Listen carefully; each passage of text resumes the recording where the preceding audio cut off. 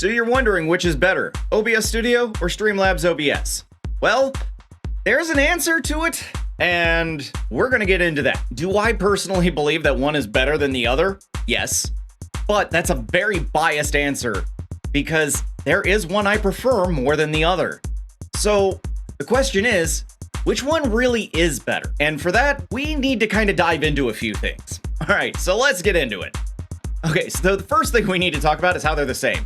And honestly, at the core level, they are almost identical. They can broadcast your live stream, they can record anything you need to, they can accept overlays through media sources and image files, they can set up alerts through a browser source of some sort, they can do a lot of different things that are very similar. So when we look at how these two operate, they both are going to require different scenes if you want to change up the look. So if you have a just chatting screen and you have an intermission screen and you have the gameplay screen and a starting soon, they have where you have to put in different scenes for that, as well as building that scene with different sources. They also have the same source list. They both have where you can input your camera through a video capture device. They both have audio mixing built into them. They both have filters that can help you adjust the settings of your microphone to make sure that your audio is going to sound good. They allow for game capture from a PC, window capture for any program you might want to show. They even have where you can integrate a capture card. These similarities is because at the core, they are doing the exact same thing. So if your whole goal is to just stream and nothing fancy about it, it doesn't matter which one you choose because they're both going to do the exact same thing. Now, when we get into the differences, it's really about how you want to approach your streaming. So if we look at Streamlabs first, what you're gonna notice is that there is a lot built into the OBS itself. Streamlabs has built their OBS to be the one-stop shop to make sure you have everything you would ever want for streaming.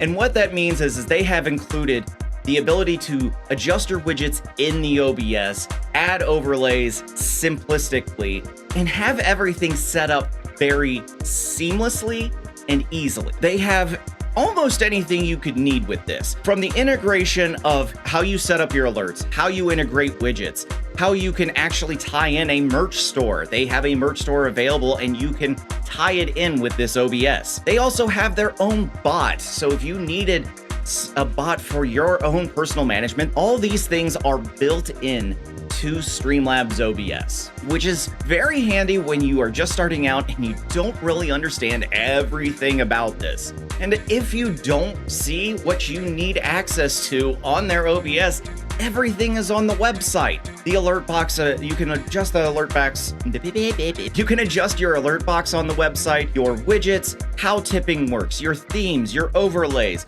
how you do charity. A lot of things can be adjusted either through Streamlabs OBS or it will direct you to the website to do that. It seems like this would be the obvious answer to go with. Well, hang on. Streamlabs has a bit of a drawback in the fact that some things are going to be locked behind a paywall. Now, for $20 a month, you can get access to everything you would ever need, or you can pay $150 for the year. That kind of depends on which way you want to go financially with it.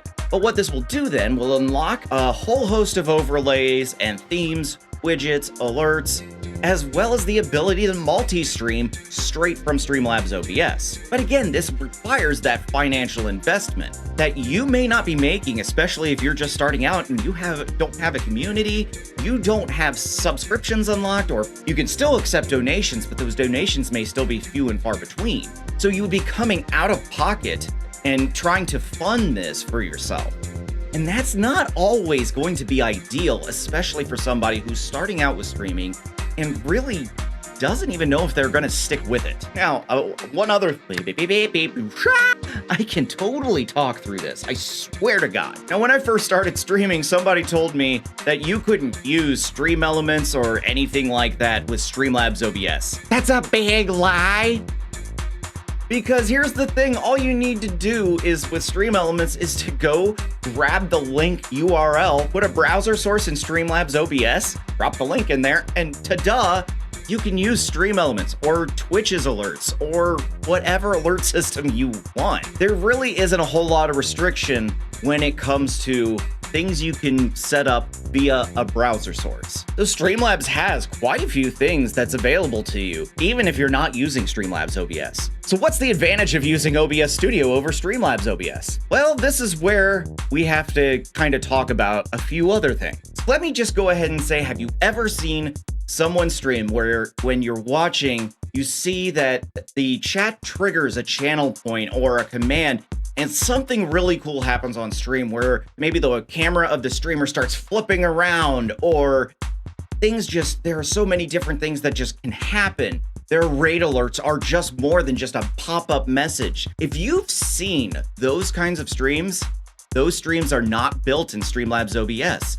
They can't. Streamlabs OBS does not allow for any outside influence when it comes to anything that really truly affects how Streamlabs OBS works. Now, this is where the advantage of OBS Studio really starts to come into play. See, the thing with OBS Studio is it was not geared simply for live streaming. It was also built with recording in mind, with being able to encompass conference calls and making things happen, doing presentations in ways that wouldn't be possible without this kind of a program. OBS Studio is open source and is built by the community. So this is completely driven by a community of not just streamers. The community members will create numerous plugins for OBS Studio that can do very wide a range of things. Now, I focus typically on OBS Studio because I like having that ability to customize my stream and make my stream completely unique and more tailored to how I am as a person. There are some other advantages with OBS Studio as well, such as there's no paywall when it comes to multi-streaming. In fact, you can do that by installing a third-party RTMP. You can stream to Twitch, to YouTube, you can stream anywhere you really want to. The biggest difference between Streamlabs OBS and OBS Studio really comes down to the learning curve. See, Streamlabs OBS allows for everything to be right there for you, and you don't have to do a whole lot to learn how to set things up. It's just created to be streamlined and get you streaming fast. OBS Studio, on the other hand, is not as forthright. It requires a much deeper learning curve to understand what you need to do in order to start streaming with it. In fact, I remember starting out with OBS Studio because it was the first one that came up when I was trying to figure out how to do streaming in the first place. And there was not a lot of information for me to really find because I didn't know what I was looking for. And after a while, I didn't know what I was doing, and so I switched to Streamlabs. Well, over time, I finally spent time learning how to use OBS, and then I was able to understand how to set up my own scenes, how to set up my own overlays.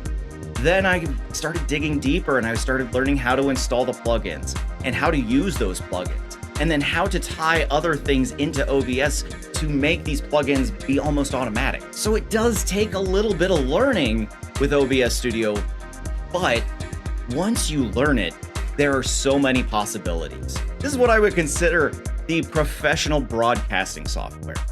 This is the, I know how to do things and I want to do more. For me, I use OBS Studio so much that I have been developing videos for others to understand it better. And I'm not the only one. There's plenty of other creators out there who can give an explanation on how to use OBS Studio.